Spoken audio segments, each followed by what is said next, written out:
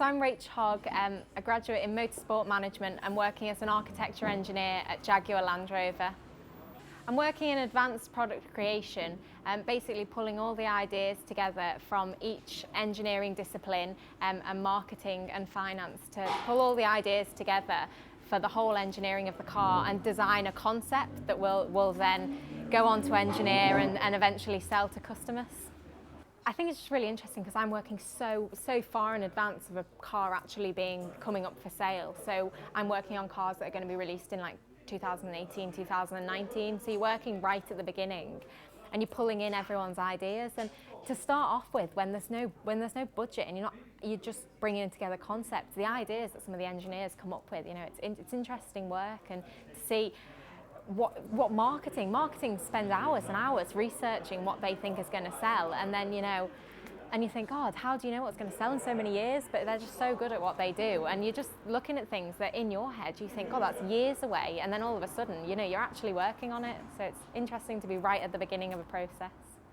I think, as with a lot of things, trying to keep things in budget and get everyone to work together and agree is quite challenging.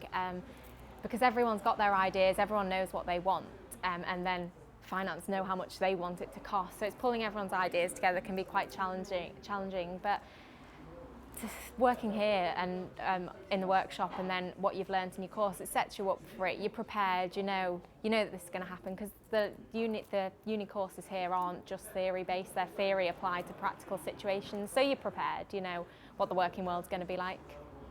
For the physical degree, I always thought I'd like to go into working in the automotive and motorsport industry, but I never really realised that there'd be courses that were tailor-made to it until I started searching on UCAS. And then I found this course at UWTSD, and it just fitted everything. It was all the basic theory and principles of your marketing, your engineering, but actually all focused around motorsport and automotive. So it made you're not just learning the theory, you're actually practically applying it to the environment that eventually you want to end up going and working in.